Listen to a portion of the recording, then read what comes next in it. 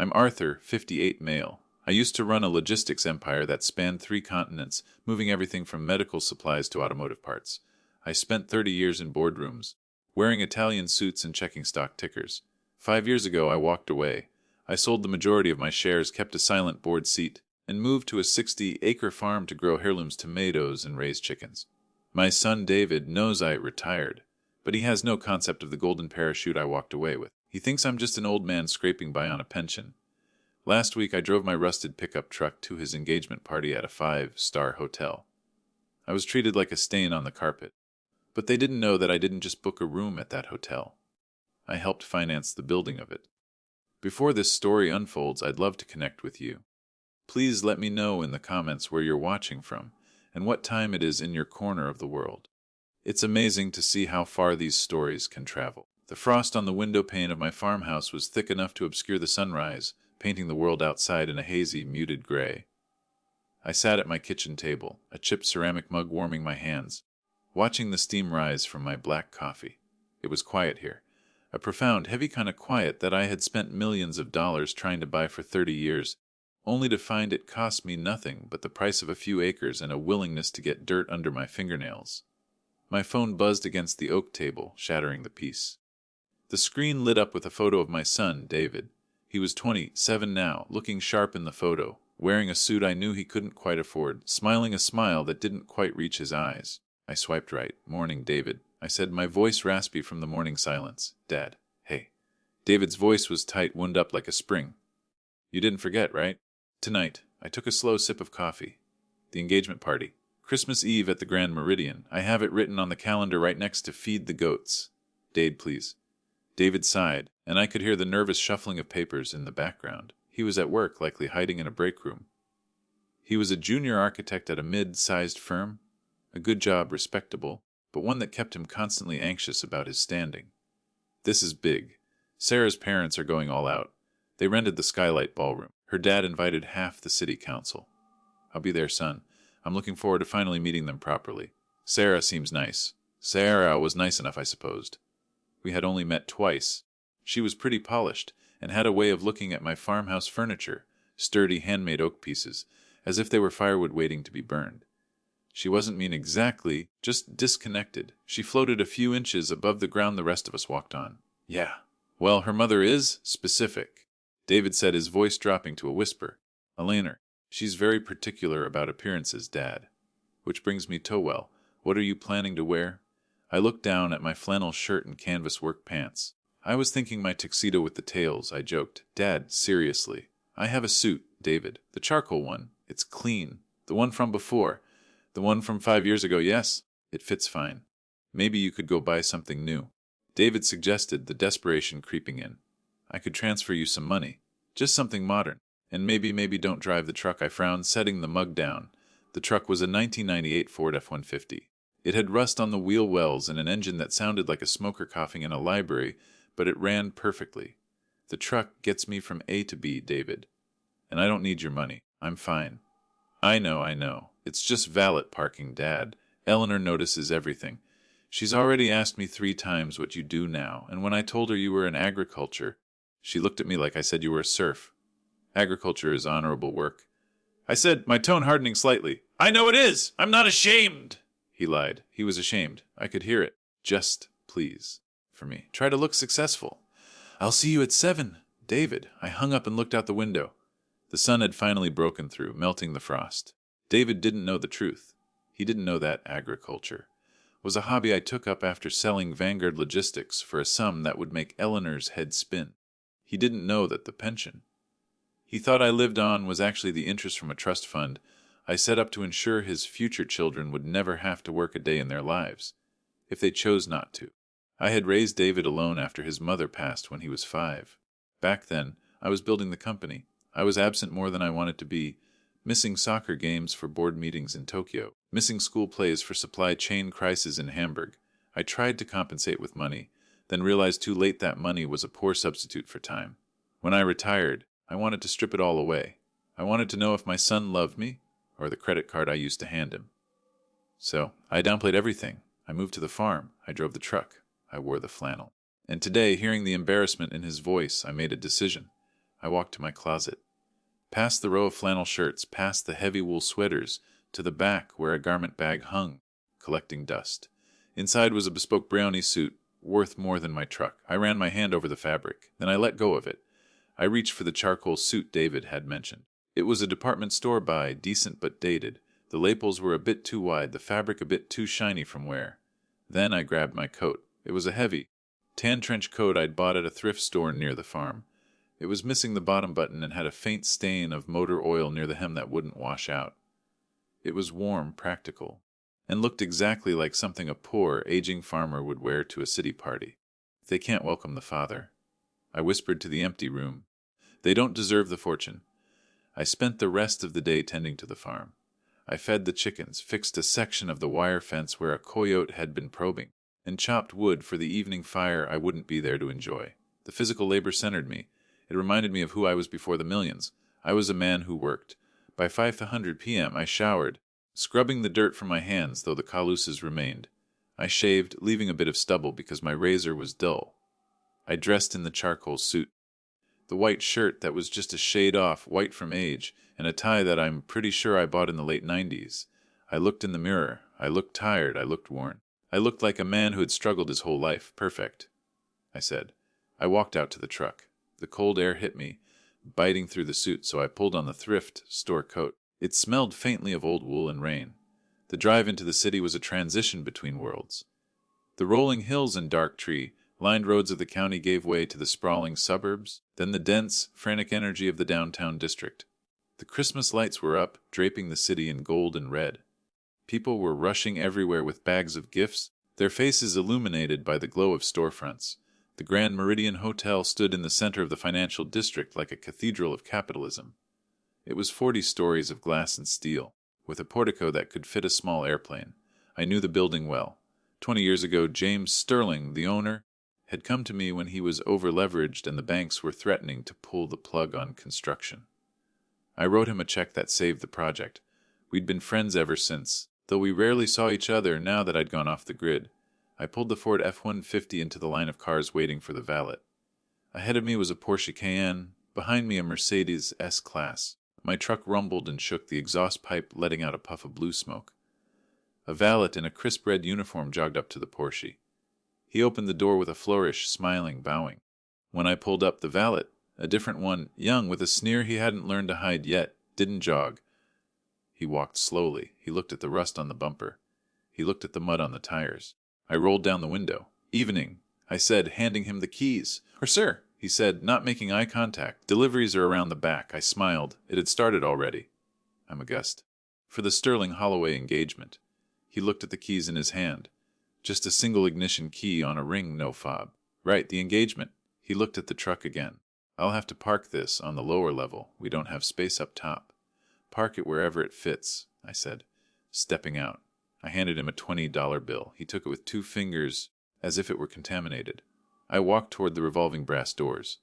The doorman hesitated for a fraction of a second, a micro-expression of judgment, before spinning the door for me. I stepped into the lobby. It smelled of expensive perfume, pine needles, and money. A massive Christmas tree, at least 30 feet tall, dominated the center, dripping with crystal ornaments. A string quartet was playing somewhere in the distance. I took a deep breath. I wasn't Arthur the CEO tonight. I wasn't Arthur the silent investor. I was just Arthur the farmer, David's embarrassing dad, and I was walking straight into the lion's den. The lobby of the Grand Meridian was designed to make you feel small. The ceilings vaulted 3 stories high, adorned with chandeliers that looked like frozen explosions of diamonds. The floor was polished marble, slick enough to skate on, and every step I took in my scuffed dress shoes echoed slightly, announcing my lack of grace. I scanned the room. Signs pointed toward the skylight ballroom on the penthouse floor, but there was a reception area cordoned off near the lobby bar for early arrivals. That's where I saw them. David was standing near a velvet rope, holding a flute of champagne. He looked terrified. He was shifting his weight from foot to foot, adjusting his tie, checking his watch. Beside him was Sarah. She looked stunning in a silver dress that shimmered like fish scales, but her posture was rigid. She was whispering something to David, her brow furrowed. And then there was Eleanor.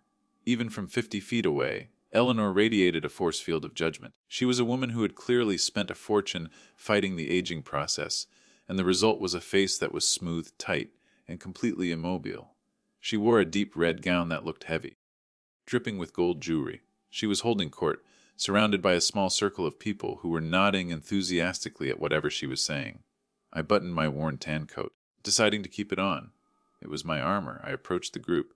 David saw me first. His eyes widened, and for a split second, I saw relief. He was glad I came, but it was instantly swamped by panic as his eyes traveled down to my coat and shoes. "Dad," he said, his voice cracking slightly. He stepped out of the circle to intercept me. "You made it." "Wouldn't miss it," I said, pulling him into a hug. He hugged back stiffly, mindful of his suit, mindful of the eyes on us. "Yo, you kept the coat on." David whispered in my ear, "It's chilly in here." I lied. It was actually quite warm. Sarah turned. Her smile was practiced, a tightening of the lips that didn't reach her eyes. "Arthur!" "So glad you could make the trip down from the farm," she said. "The farm, the way one might say, the leper colony." "Hello, Sarah. You look lovely," I said warmly. "Thank you," she said, already looking past me to see if anyone important had noticed my arrival. Then the circle parted and Eleanor stepped forward. She didn't extend a hand. She just looked me up and down, her gaze lingering on the missing button of my coat and the slight fraying at the collar. "So," she said, her voice a melodic, icy trill. "This is the patriarch I've heard so much about." "Arthur," I said, extending my hand. She looked at my hand. My knuckles were rough, the skin dry from the winter air and manual labor. She took it limply, her fingers cold and adorned with rings that cost more than my farm's annual yield. "Eleanor Holloway," she said. "I must say, David told us you were rustic. He didn't exaggerate. I like to keep things simple," I said, withdrawing my hand. "Clearly," she said. She turned back to her friends. A man in a tuxedo and a woman clutching a Louis Vuitton clutch. "Everyone, this is David's father. He's in vegetables." A ripple of polite, stifled laughter went through the group. "That's fascinating," the man in the tuxedo said, looking at me like I was a zoo exhibit. "Is it organic or industrial?" "Just a man and some dirt," I said. "And the weather. How quaint," Eleanor said. She took a sip of her champagne. "Well, we were just heading up to the VIP cocktail hour in the mezzanine before the main dinner. It's strictly for the wedding party and close family." "Great," I said. "Lead the way." Eleanor paused. She exchanged a look with Sarah. Sarah bit her lip and looked at David. David looked at his shoes. "Actually," Eleanor said, her smile turning brittle, "the mezzanine is quite intimate, and the dress code is strictly black tie. The manager is a dear friend of mine, and he's very particular about the aesthetic of the VP area." I blinked. "I'm wearing a suit, Eleanor. Underneath that coat, I assume," she said, gesturing vaguely at my chest. "But it's not really about the suit, Arthur. It's about the atmosphere. We wouldn't want you to feel uncomfortable. The conversations will be very centered on the wedding planning, finances, the trust funds, things that might be a bit boring for you." She was uninviting me. To my own son's pre-party, I looked at David. This was the test. "David," I asked gently. David looked up, his face flushed. He looked at Eleanor, who was glaring at him with an expectant arched eyebrow. He looked at Sarah, who was pleading with her eyes for him not to make a scene. "Dad," David mumbled. Maybe it would be better if you waited in the main ballroom. The bar is open there. It's really nice. We'll just be 20 minutes. Just some boring logistics." My heart sank a fraction, not because of Eleanor. I expected her cruelty, but because David had folded. He was trading his dignity for her approval. "I see," I said, keeping my voice steady. "Boring logistics. I certainly wouldn't understand any of that." Eleanor beamed. "Exactly. You understand. Sarah, darling, give your father-in-law a drink ticket for the main bar." Sarah reached into her clutch and pulled out a small red ticket. "One complimentary beverage." She handed it to me. "Thanks," I said. Taking the ticket, it felt lighter than air, but it weighed a ton. "We'll see you at dinner," Eleanor said, turning her back on me. "Come along, everyone. We don't want to keep the senator waiting." They swept away toward the gold elevators that led to the mezzanine. David lingered for a second, looking back at me. "Dad, I'm sorry," he whispered. "It's just for now. She's paying for the wedding." "Go on, David," I said. "Don't keep them waiting." He turned and jogged after them. I stood alone in the lobby, holding a free drink ticket, wearing a thrift store coat. People walked past me, their eyes sliding over me like I was part of the furniture. I walked toward the main ballroom, but instead of going in, I took a detour to the reception desk. A young woman with a headset was furiously typing. "Excuse me," I said. She didn't look up. "Check-in is at 3 p.m., sir. If you're looking for the restrooms, they're down the hall." "I'm looking for James Sterling," I said. That made her stop typing. She looked up, her expression skeptical. Mr. Sterling is the owner of the hotel. He's not available. Tell him Arthur is here, I said. Arthur from the loading dock. It was an inside joke. When we first met, I had found James crying on the loading dock of his unfinished hotel because the financing had fallen through. The receptionist sighed, clearly thinking I was a senile nuisance. Sir, I can't just call the owner because... Just call his office, I said, my voice dropping an octave. It was the voice I used to use when a supplier tried to hike prices by 10% a week before Christmas. It was a voice of absolute authority. She hesitated, then picked up the phone. She dialed a number, whispered something, paused, and then her face went pale. Yes, sir. Yes. Right away.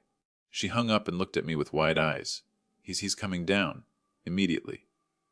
Thank you, I said, but do me a favor. Don't tell anyone else I'm here, especially the party in the mezzanine. Of course, sir. I walked away from the desk and found a quiet corner near a potted fern. I watched the elevators. 10 minutes later, the doors slid open. James Sterling stepped out. He was 60, silver-haired, immaculate in a tuxedo that probably cost $10,000. He looked frantic, scanning the lobby. When his eyes landed on me, his face broke into a massive grin. He walked over, arms wide. You ghost! I haven't seen you in 3 years! James! I said, shaking his hand.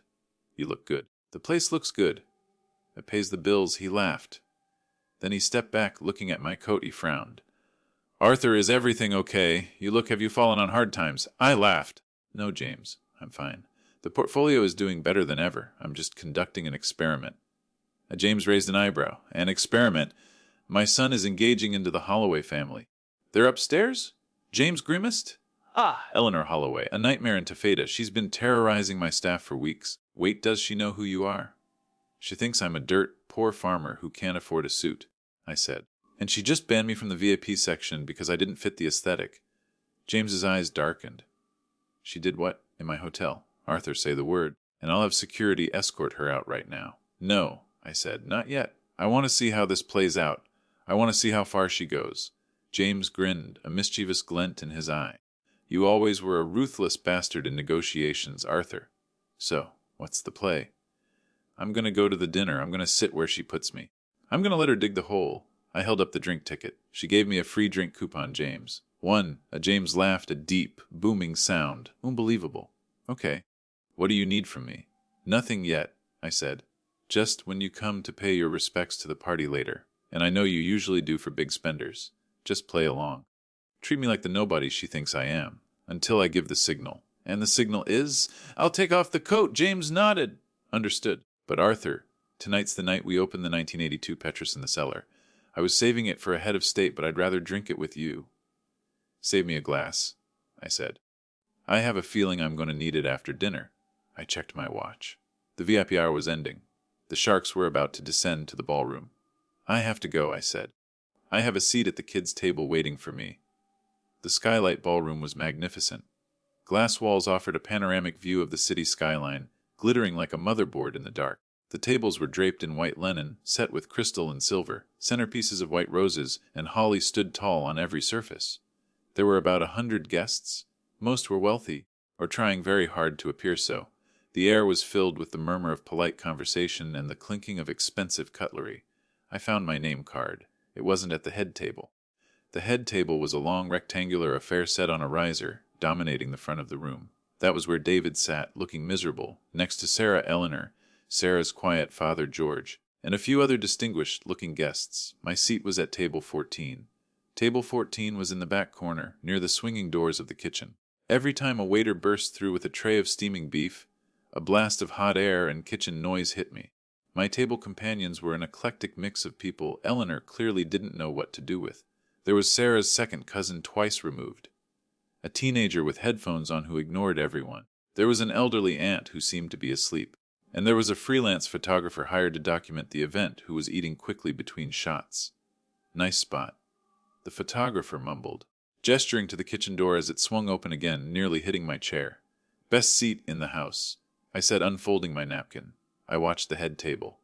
Eleanor was holding court, laughing loudly, gesturing with a fork.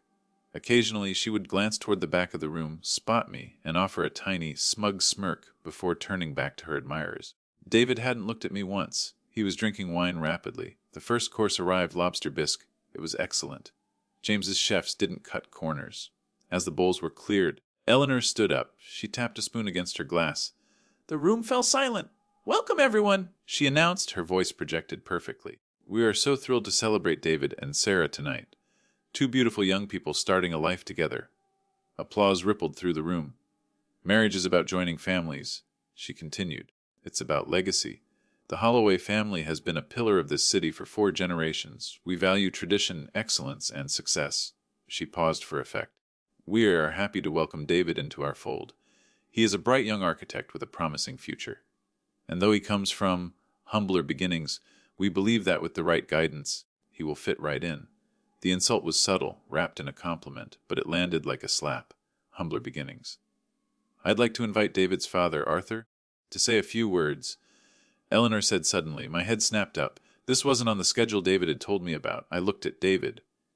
He looked horrified. He reached for Eleanor's arm to stop her, but she shook him off. "Arthur," she called out, scanning the room as if she couldn't remember where she'd seated me. "Oh, there you are!" Back in the corner. "Stand up, Arthur." The spotlight swung across the room, blinding me for a moment before settling on table 14. I stood up. The kitchen door swung open behind me, hitting my chair with a loud thud. Scattered laughter. "Do you have anything to say to the happy couple?" Eleanor asked, holding the microphone like a scepter.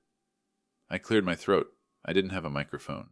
I had to project my voice across the vast room. "I just want to say that I love my son," I said, my voice steady. "And I wish him and Sarah a life built on truth and kindness. Those are the only riches that matter in the end." It was short, sincere. Eleanor smiled, a pitying expression. "How sweet, truth and kindness. Very pastoral. Thank you, Arthur." She sat down. The spotlight clicked off. The room returned to its chatter. "She's a piece of work, huh?" The photographer whispered to me. "You have no idea," I muttered. The main course arrived. Filet mignon. I was cutting into my steak when I felt a shadow over the table. It was Eleanor. She had descended from her throne to mingle, dragging a very uncomfortable-looking David and Sarah with her. She was holding a fresh glass of wine. "Arthur," she said, looming over my chair, enjoying the food. "It's probably a bit different from what you're used to on the farm." "It's good beef," I said. "A bit over-sauced, but good." "Over-sauced." She let out a sharp laugh. "This is a red wine reduction prepared by a Michelin star chef, Arthur. It's not gravy." "If you say so," I said, taking a bite. She looked at my coat, which was draped over the back of my chair. "I see you brought your jacket." "It's cold outside, Eleanor." "Tell me," she said, loud enough for the neighboring tables to hear. "David tells me you used to work in shipping, before you retired to play with dirt." "Logistics," I corrected. "Right, boxes? Moving boxes." She swirled her wine. "It's amazing, really. David has such an eye for design, for art. It's a miracle he turned out so refined, given his upbringing." I put my fork down. "David was raised to be a good man. I think that's refined enough." "Oh, don't get defensive," Eleanor cooed. "I'm just saying it's going to be a big adjustment for him. Entering our world. The country club memberships, the galas, the expectations. We'll have to polish some of the rough edges." She looked at me with cold, dead eyes. "And we'll need to make sure he understands that his loyalties lie with his new family now. The one that can provide for him." This was it. She wasn't just insulting me. She was marking her territory. She was telling me that she was buying my son, and I was expected to fade away. David stood there, his face pale. "Mom, please," Sarah whispered, but she didn't step in. "Eleanor," I said quietly. "David is not a commodity. He's a man. He's a man with expensive tastes," she countered.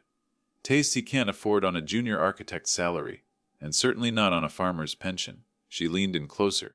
"Do us all a favor, Arthur. Don't embarrass him. After the wedding, maybe it's best if you stay on the farm. We can send you photos." I felt a flash of anger so hot it nearly made me dizzy. But I held it down. I clamped it shut. "Is that what you want, David?" I asked, looking directly at my son. David looked at Eleanor, then at me. He looked terrified of losing her financial backing. "Dade," he choked out. I think Mom is just trying to say that things are going to be different." "Different," I repeated. "Yes," David whispered. I nodded slowly. The betrayal was complete. It wasn't loud, it wasn't a scream. It was a whisper in a ballroom. "I understand," I said. Eleanor smirked, victorious. She turned to leave, her dress swirling as she turned. Her elbow accidentally knocked her full glass of red wine. It spilled entirely onto my lap. The crimson liquid soaked into my trousers, splashing onto the white tablecloth. "Oh," Eleanor cried out, in a tone that sounded entirely rehearsed. "Oh my goodness! Look what you did, Arthur! You bumped into me!" I didn't move. I said calmly, grabbing a napkin. You must have shifted your chair, she insisted loudly. Oh, what a mess! And on the carpet! Waiter! A waiter rushed over. This man has spilled wine everywhere, Eleanor snapped. Clean it up, and maybe bring some club soda for his pants. Though I doubt it will save them. They look like they were ready for the trash anyway. She looked at me with a sneer. You really are clumsy, aren't you? Maybe the farm is the safest place for you. She walked away, leaving me dripping with wine, the center of attention for all the wrong reasons. I stood up. My pants were ruined. My dignity was bruised. But as I dabbed at the wine, I saw movement near the main doors. James Sterling had entered the ballroom. He was walking toward the head table, flanked by 2 managers. He looked serious. Eleanor saw him and lit up. She hurried to intercept him. James, darling! So glad you could come to say hello! James stopped. He looked at Eleanor. Then he looked past her. Searching the room, his eyes found me. I was standing in the back corner, holding a wine-soaked napkin next to the swinging kitchen doors. I locked eyes with him. I dropped the napkin on the table, and slowly, deliberately, I took off the worn tan coat. I draped it over the chair. I smoothed the lapels of my charcoal suit. It was time.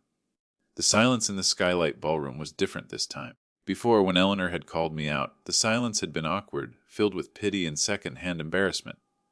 Now, as James Sterling, the owner of the Grand Meridian and one of the most powerful men in the city, walked right past the outstretched hand of Eleanor Holloway, the silence was confused. It was heavy with the static electricity of a social hierarchy short-circuiting. Eleanor stood there, her hand frozen in mid-air, her smile twitching. James. She tried again, her voice a little higher, a little more desperate. James, darling, the head table is this way. James didn't even turn his head. He walked with a singular, determined focus toward the back of the room, toward the swinging kitchen doors, toward table 14. His 2 managers trailed him like Secret Service agents, their earpieces coiled against their necks. I stood by my chair, the red wine soaking into my leg, cooling rapidly. I saw David stand up at the head table, his neck craning. He looked terrified. He probably thought I was being thrown out. James reached my table. He stopped 2 feet in front of me. The entire room was watching. The freelance photographer next to me had stopped eating his bread roll and was now furiously snapping photos. Arthur, James said, his voice deep and carrying easily across the hushed room. He didn't look at the stain on my pants. He looked me in the eye. I was told there was an incident. Just a little spill, James, I said, keeping my voice level. Clumsy of me. I seemed to be out of my element. James's jaw tightened. He turned slowly to look at the waiter who had been assigned to my table. The young man went pale. Get Mr. Vance a towel, immediately, and bring a bottle of the 1982 Petrus to the owner's suite. A gasp rippled through the room. The 82 Petrus. Even the people who didn't know wine knew the name. It was a $5,000 bottle. Eleanor had marched over by now, her heels clicking aggressively on the marble floor. She looked like a general whose troops were defecting. James, she hissed, trying to keep her voice down but failing. What on earth are you doing? This man is just a guest. A minor guest. He spilled wine on my carpet. James turned to her. The warmth he usually reserved for high-paying clients was gone, replaced by a glacier-cold professionalism. Mrs. Holloway, this man is not just a guest. And frankly, I'm less concerned about the carpet and more concerned about the fact that my oldest friend is standing here soaked in merlot. Eleanor blinked. Her brain seemed to be buffering. Friend. But he's a farmer. He drives a truck that looks like it belongs in a junkyard. I like that truck, James said smoothly. And yes, Arthur enjoys his farm, but I believe he enjoys his privacy more. A privacy you seem intent on violating. He turned back to me, his demeanor softening instantly. Arthur, I have a fresh suit waiting for you upstairs. And a shower. Please allow me. I don't want to cause a scene, James, I said, playing the part of the reluctant peacekeeper. It's David's night. David's night shouldn't involve his father being treated like the help, James said firmly. He gestured to the door. After you. I stepped out from behind the table. I walked past Eleanor. She was staring at me with a mixture of horror and calculation. She was replaying the last hour in her head, trying to figure out where the math had gone wrong. As we walked toward the exit, passing the head table, David stood up. Dad, I stopped. I'll be back, son. Just need to change. You know Mr. Sterling? David asked, his voice small. We'll go back a long way, I said. Sarah was staring at me with wide eyes. Her father, George, who hadn't said a word all night, was looking at me with sudden interest, squinting as if trying to place a face he'd seen in a newspaper years ago. James put a hand on my shoulder. Come on, Arthur. We walked out of the ballroom, leaving a wake of whispers behind us. The moment the heavy doors closed, shutting out the noise of the party, James let out a long exhale. God, she's insufferable, he muttered. Did she really spill that wine on you? Deliberately, I said, wiping my hands with the towel the waiter had handed me. She wanted to mark me? Make sure everyone knew I was trash. James shook his head. Well, the game has changed. You ready to escalate? Not yet, I said as we walked toward the private elevator that required a key card. I need to know why. Why is she so aggressive? Why is she so desperate to push me out? Usually people like her just ignore the poor relations. She's trying to erase me. What can find out? James said as the elevator doors slid open. My office is yours. The elevator whisked us up to the penthouse level, bypassing the guest floors. The owner's suite wasn't a room, it was a residence. It had a private terrace, a living room larger than my farmhouse, and a view that made the city look like a toy set. Laid out on the bed in the master bedroom was a tuxedo. It was a midnight blue Tom Ford, brand new. I keep a few sizes on hand for Veeps who lose their luggage, James said. You're a 42 long, right? You remembered. I remember the guy who saved my business, James smiled. Shower up. I'll open the wine. I went into the bathroom. It was clad in black marble and gold fixtures. As I washed the sticky wine from my legs, I thought about David. He had looked so small back there. Not physically. He was 6'2", but spiritually. He was shrinking himself to fit into Eleanor's box. He was letting her dictate his reality. If I didn't stop this, he would wake up in 10 years a hollow shell of a man, managing Eleanor's whims instead of building his own life. This wasn't just about revenge on a rude woman. This was a rescue mission. I dried off and dressed. The tuxedo fit like a glove. I tied the bow tie, looking in the mirror. The farmer was gone. The CEO was back. I smoothed my silver hair back. I looked like money. I looked like power. I walked out into the living room. James had poured 2 glasses of the Petrus. He was sitting on a leather sofa looking at an iPad. His expression was grim. What is it? I asked, picking up a glass. I did a little digging while you were in the shower, James said. I pulled up the billing for the engagement party. And it's not paid for, James said. I took a sip of the wine. It tasted like blackberries in old earth. Perfection. Not paid for? It's the night of the event. Standard policy is 50% upfront, the rest on the night, James explained.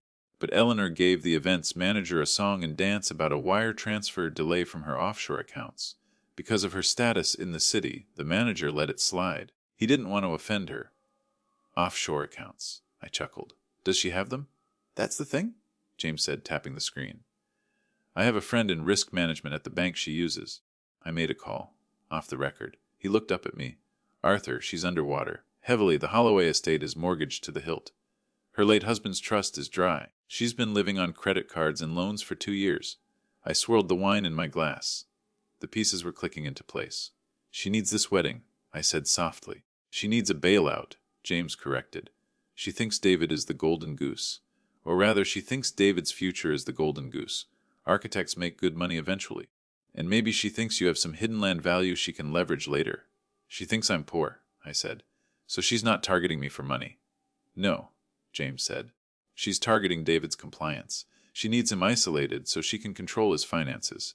If he stays close to you, the poor farmer, he might stay humble. He might not strive for the millions she needs him to make. She needs to mold him into a cash cow. She's pimping out her daughter to save her lifestyle, I said, the realization settling in my stomach like a stone. Does Sarah know? Hard to say.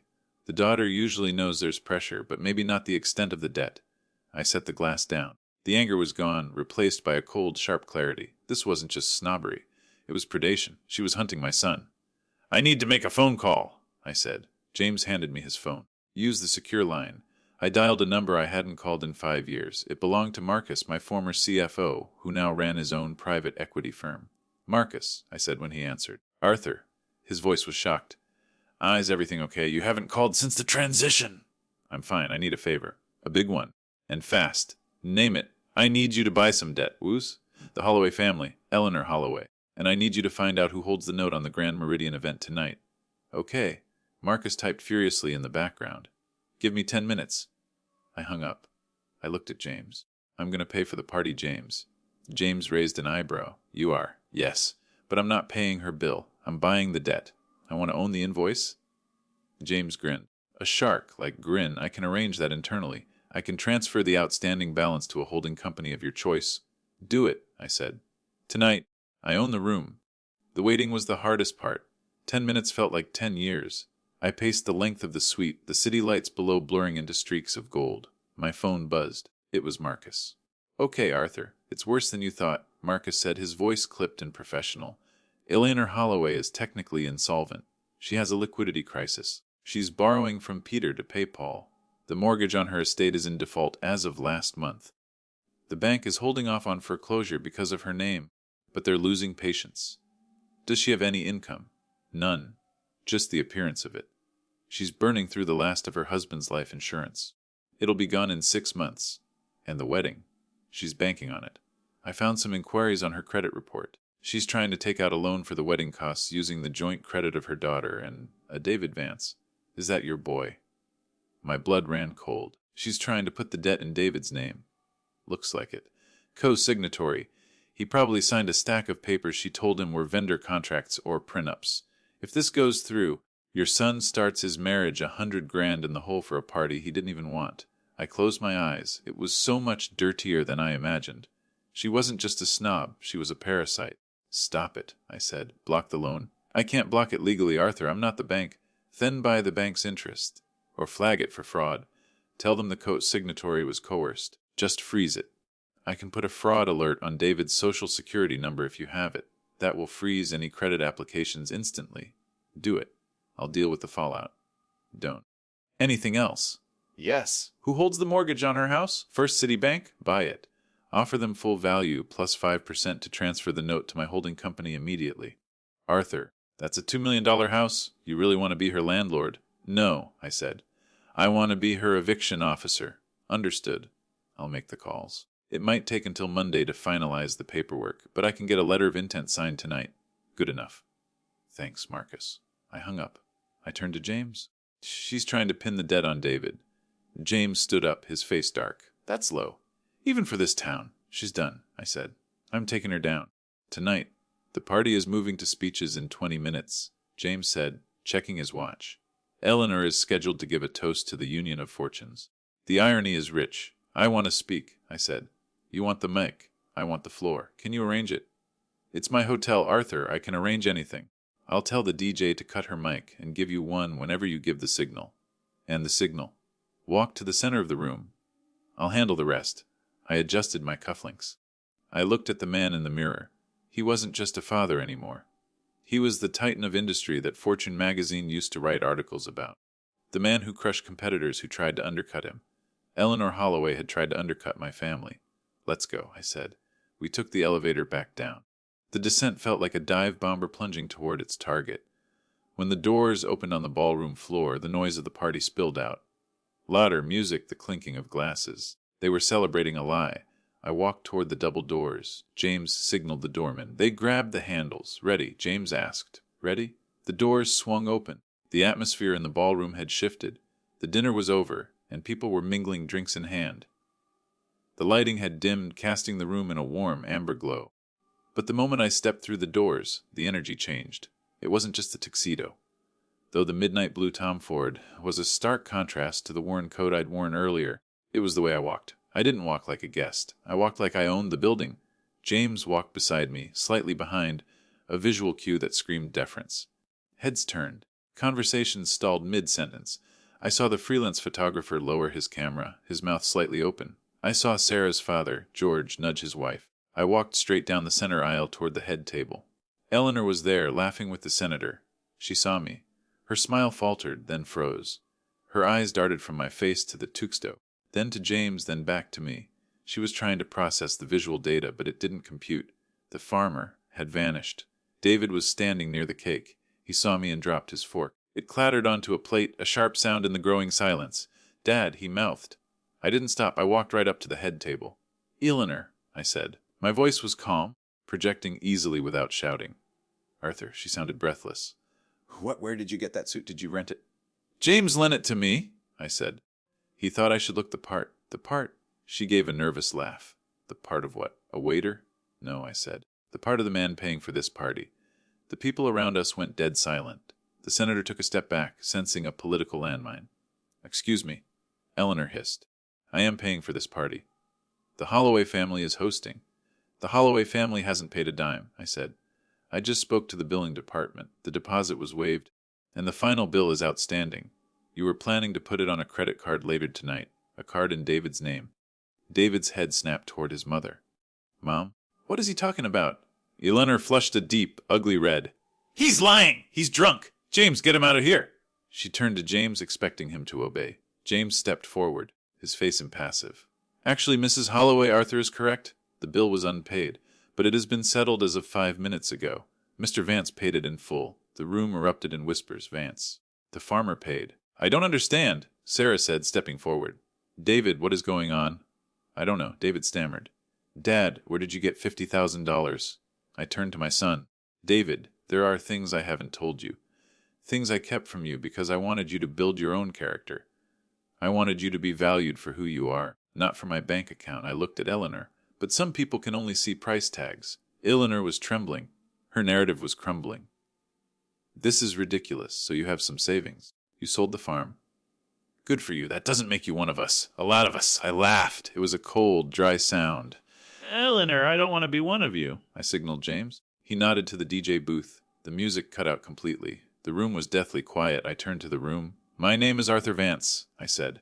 30 years ago, I founded Vanguard Logistics. I built the supply chains that deliver the food you eat, the cars you drive, and the materials this hotel is built with. A gasp went through the older crowd. They knew the name Vanguard. It was a Fortune 500 company. I retired 5 years ago, I continued. I chose a quiet life because I was tired of the noise. I was tired of people who measure worth in assets rather than integrity. I pointed at Eleanor. Tonight I came here as a father. I was belittled. I was hidden in a corner. I was treated like a stain on the carpet. All because this woman thought I was poor. Eleanor was backing away, her hand to her throat. But the irony, I said, my voice hardening, is that she is the one who is destitute. Stop it! Eleanor shrieked. Remove him! Security works for me, James said quietly. Eleanor is broke, I announced to the room. I saw the senator's eyes widen. I saw her social circle exchanging horrified looks. She is in default on her home. She is living on credit. And tonight, she tried to trick my son into signing a loan to pay for this charade. David looked at Eleanor. He looked like he'd been punched in the gut. Mom, is that true? The papers you made me sign earlier, the vendor agreements. Eleanor didn't answer. She was looking around the room, looking for an exit, looking for an alley. She found none. I put a fraud alert on your social security number, David, I said. The loan was denied. You're safe. Sarah looked at her mother. Tears were streaming down her face. Mom, you told me Daddy's trust was safe. You told me we were fine. We are fine! Eleanor snapped, her mask finally slipping, revealing the desperate, cornered animal underneath. I was handling it. I just needed a bridge loan. David is earning potential. It's an investment. You were using him, Sarah whispered. You were using us. I did it for you, Eleanor screamed. to keep our standing, to keep us in this world. Do you want to end up like him? She pointed a shaking finger at me. Like me? I stepped forward.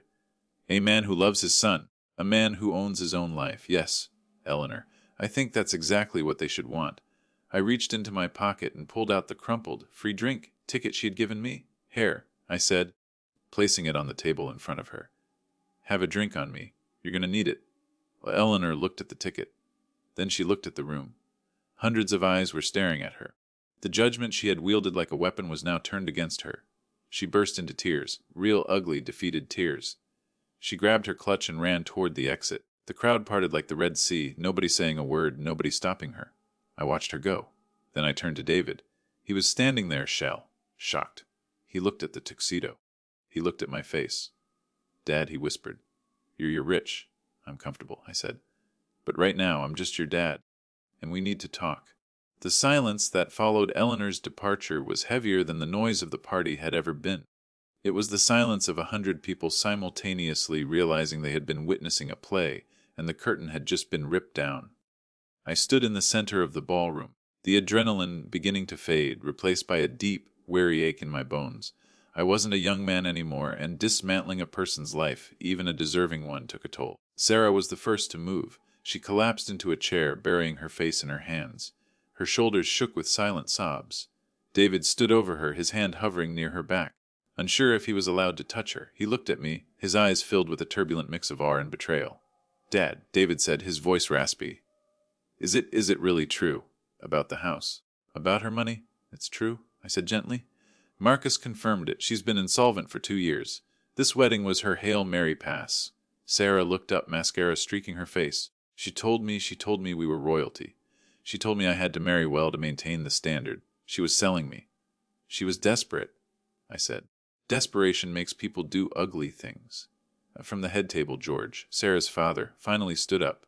He was a quiet man, one who had spent his life in Eleanor's shadow, shrinking smaller and smaller with every passing year. He walked over to us, his step slow and heavy. He looked at Sarah, then at me. I knew, George whispered. Sarah gasped. Daddy, you knew. I knew the money was gone. George admitted, looking at his shoes. I knew she was borrowing. I told her to stop. I told her we should downsize, sell the estate, live simply. She wouldn't hear of it. She said she'd rather die than be ordinary. She threatened to leave me. She threatened to take you away. He looked at me, shame burning in his eyes. I'm sorry. Arthur, I didn't know she was going to trap David.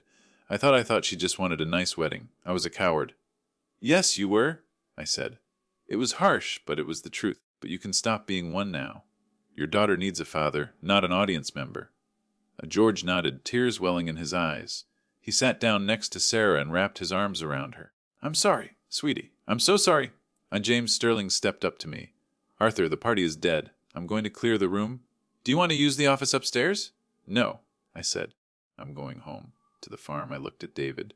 You can come with me or you can stay with Sarah. But I think you both need some time away from this city. David looked at Sarah. She was clinging to her father. I need to make sure she's okay, David said. But Dad, we need to talk. About everything? About who you really are? We will, I promised. Come to the farm when you're ready. The gate is always open. I walked out of the ballroom, James flanking me until I reached the valet stand. The young valet who had sneered at my truck earlier was gone, replaced by the head valet. My rusted Ford F-150 was brought around. It looked comical parked next to the Bentleys and Rolls-Royces, but as I climbed in wearing my $5,000 tuxedo, nobody laughed. I drove home in silence. The farm was dark when I arrived, the only light coming from the moon reflecting off the frost on the fields. I hung up the tuxedo, put on my flannel pajamas, and sat by the wood stove. I didn't sleep well. 2 days later, the paperwork from Marcus arrived via courier. It was a thick envelope containing the transfer of the mortgage note for the Holloway estate. I was now officially the owner of Eleanor's debt. She hadn't made a payment in 6 months. The bank had been preparing to foreclose, but they moved slowly. I didn't intend to move slowly. I didn't want to be cruel. I just wanted to be final. I dressed in my usual clothes, jeans, boots, a heavy sweater. I drove the truck to the Holloway estate. It was a sprawling mansion in the most expensive zip code in the state. Hidden behind iron gates, I buzzed the intercom. No answer. I buzzed again. Delivery, I said. The gate clicked open. I drove up the long, winding driveway. The lawn was manicured to perfection, likely by gardeners who hadn't been paid in months. When I reached the front door, it was open. Boxes were stacked in the hallway. I walked in. Hello. Eleanor was in the drawing room. She was wearing a silk robe, holding a glass of scotch. It was 1100 a.m. Her hair was messy, her face devoid of makeup. She looked 10 years older than she had at the party. She looked up when I entered. She didn't look surprised, just resigned. Come to gloat, she asked, her voice slurring slightly. No, I said. I came to bring you this. I placed a manila envelope on the coffee table. What is it? Notice to vacate, I said. I bought the note, Eleanor. First City Bank was happy to get it off their books. Or she laughed, a bitter, jagged sound. Of course you did. The billionaire farmer. You just had to win, didn't you? This isn't about winning, I said. It's about stopping the bleeding. You're drowning, Eleanor. You've been drowning for years. I'm just pulling the plug so you can finally stop struggling. Stop struggling! She stood up, swaying. This house is my life! It's who I am! No, I said firmly. It's a pile of bricks, and it's a cage. You were willing to sell your own daughter's happiness to keep these walls. That's not a life. That's a sickness. She glared at me, her eyes flashing with a last spark of defiance. You don't understand. People like us, we have standards. People like us, I corrected, pay our bills. People like us don't lie to our children. I pointed to the envelope. You have 30 days. That's more than the bank would have given you. I've also set up a small trust for you. It's not much. Enough for a small apartment, rent paid for a year, and groceries. After that, you're on your own. She stared at me. You're giving me money. I'm giving you a chance, I said. A chance to be a human being instead of a socialite. Take it or don't. But you're leaving this house. I turned to leave. Arthur. she called out. I stopped. Why didn't you tell us? She asked, her voice breaking. If I had known you were wealthy, none of this would have happened. We could have been allies. I looked back at her. The tragedy of her worldview was complete. That's exactly why I didn't tell you, I said. Because you would have loved my money, not my son. And David deserves better than that. I walked out. I didn't look back at the mansion. I got in my truck and drove away. When I got back to the farm, I saw a car parked in the driveway. A sensible, mid-range set-in. David was sitting on the porch steps, shivering in the cold. He stood up when I approached. He looked tired. He looked older. Hey, he said. Hey, I broke up with Sarah, he said. My heart sank. David, you didn't have to do that. Sarah was a victim in this too. I know, David said, kicking at the dirt. But she needs to figure out who she is without her mother. And I need to figure out who I am without trying to be someone I'm not. He looked at me. Why, Dad? Why did you hide it? For 5 years, I felt like a fool. I was sending you money for heating oil last winter. I was worried about you every single day. I know, I said, sitting down on the step beside him. And I'm sorry for the worry. But David, do you remember when you graduated college? You said you wanted to make it on your own. You didn't want to be Arthur Vance's son. You wanted to be David Vance, the architect. Yeah, David murmured. If I had kept the lifestyle, I said, if I had kept the mansion, the cars, you never would have known if your success was yours or mine. And you never would have known if people liked you or for the inheritance. I put my hand on his knee. I wanted you to build a foundation that was real, even if it was hard. David was silent for a long time. Then he let out a long, shaky breath. It was hard, he said. But I guess I see it. Sarah, she never looked at me the way she looked at the expensive apartment I couldn't afford. She loved the potential of me, not the reality. You'll find someone who loves the reality, I said. The reality is pretty damn good. David looked at the farmhouse. So, what now? Do we move into a castle? I laughed. Hell no. I like this farm. The tomatoes are finally coming in good. David smiled. It was the first real smile I'd seen on him in months. Can I stay here for a bit? Just until I get my head straight. Forever, if you want, I said. There's plenty of work to do. The chicken coop needs painting. I'm an architect, Dad. I think I can handle a chicken coop. We'll see, I said. Chickens are trickier than clients. Chapter 80, A Real Legacy. 6 months later, the spring air was sweet with the scent of blooming lilac and wet earth. The farm had transformed from the stark gray of winter to a vibrant, living green. I was in the greenhouse, tying up the tomato vines. My hands were stained green, and there was dirt on my knees. I was happier than I had been in 30 years. Dad! David's voice called out from the porch. They're here. I wiped my hands on a rag and walked out. A car had pulled up. It was Sarah. She stepped out. She looked different. Her hair was cut shorter, a simple bob that framed her face. She was wearing jeans and a white blouse. No sequins, no heavy jewelry. She looked lighter. David walked down the steps to meet her. They hadn't spoken for 3 months after the breakup, but they had reconnected recently. They were taking it slow. No pressure. No expectations.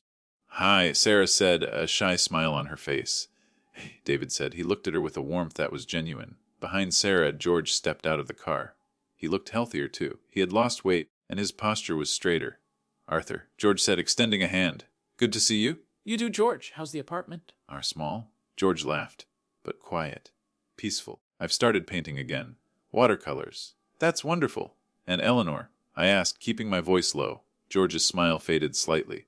She's adjusting. She's in the condo you arranged. She hates it, of course. She spends most of her time complaining to anyone who will listen about the injustice of it all. But she's safe, and she can't hurt us anymore. We walked to the backyard, where I had set up a long wooden table under the old oak tree. It wasn't a banquet hall. There were no crystal chandeliers, just sunlight filtering through the leaves, simple white plates, and food we had cooked ourselves. We sat down, David, Sarah, George, and me. This is nice, Sarah said, looking around. It's really real. That's the goal, David said, passing her a bowl of salad. Greens from the garden. I have something for you, too, I said, reaching into my pocket. David paused. Dad, no more surprises, please. Small surprise, I promised. I pulled out a small velvet box. But it wasn't jewelry. I opened it to reveal a rusty old iron key. What's this? David asked. It's the key to the old mill house down by the river, I said. It's been sitting empty on the property for 20 years. It's got good bones, stone walls, a solid roof. But the inside is a disaster. I looked at David, then at Sarah. I'm not giving you a house, I said. I'm giving you a project. If you two decide you want to build something together, really build it with your own hands, your own design, your own sweat. It's yours. I'll pay for materials. You provide the labor. David took the key. He turned it over in his hand. He looked at Sarah. A fixer-upper, Sarah said, a smile spreading across her face. No marble floors. Only if we lay them ourselves, David said. I'd like that, Sarah said softly. I'd really like to work for something. We ate lunch in the dappled sunlight. We laughed. We told stories. There was no pretense, no positioning for status, no fear of judgment. Later that afternoon, as the sun began to dip, casting long golden shadows across the fields, I stood by the fence line with James, who had driven out for a visit. We were drinking beer from the bottle. You know, James said, looking at David and Sarah walking down toward the river to inspect the old mill. You could have just bought them a mansion. You have the money. I know, I said. Why make them work for it? I took a sip of beer. Because, James, money is just fuel. It's not the destination. If I give them the destination, they'll never learn how to drive. You're a stubborn old goat? James laughed. I said, but look at them. We watched them. David was gesturing at the roof of the mill, probably explaining a truss system. Sarah was nodding, pointing at the windows. They were close, their heads bent together in collaboration. They aren't worried about what anyone else thinks, I said. They aren't worried about the aesthetic. They're building a life. I looked down at my hands. They were rough. They were scarred. They were the hands of a man who had built a logistics empire and then built a farm. That's the real legacy, I said. Not the bank account. Not the Vanguard shares. It's the ability to stand on your own 2 feet and know that whatever happens, you can handle it. James clinked his bottle against mine. To the real legacy. To the real legacy, I echoed. The sun set over the hills, bathing the farm in a warm purple twilight. I wasn't the billionaire CEO Arthur Vance anymore. I wasn't the poor farmer Arthur Vance either. I was just Arthur. And for the first time in a long time, that was more than enough, and more or less so. And that, my friends, is the story of how a poor farmer taught a wealthy socialite the true cost of arrogance. What a journey. From the humiliation in the hotel lobby to the quiet victory on the farm, this story wasn't just about revenge. It was about redemption. Let's break it down. Eleanor Holloway made the classic mistake of confusing net worth with self-worth. She viewed people as commodities, tools to be used to maintain her own fragile status. She saw Arthur's worn coat and assumed he was worthless, never realizing that the man beneath the coat could buy and sell her entire world 10 times over. Her downfall wasn't caused by Arthur's money, it was caused by her own greed. She dug her own grave the moment she tried to trick her son, in law into debt to cover her own lies. But there's a deeper lesson here for all of us. In a world obsessed with filters, luxury brands, and projecting the perfect life on social media, it is so easy to fall into the trap of materialism. We often judge people by what they drive, what they wear, or where they live. But as Arthur showed us, true wealth is quiet. It doesn't need to scream for attention. The most valuable things in this life, integrity, the love of a child, the peace of a quiet day, the satisfaction of hard work, cannot be bought. Eleanor lost everything because she chased the appearance of wealth rather than the substance of character. David and Sarah found happiness only when they let go of the pretense and started building something real with their own hands. So, the next time you meet someone, don't look at their shoes or their car. Look at how they treat the waiter. Look at how they listen. Look at their hands. Because you never know who you're talking to. And remember, a legacy isn't what you leave for people, it's what you leave in them. Be kind, stay humble, and value the people who love you for you, not for what you can give them. Thanks for watching. If you enjoyed this story, let me know in the comments. Have you ever been judged by your appearance, only to prove everyone wrong? I'd love to hear your story. Stay safe, and see you in the next one.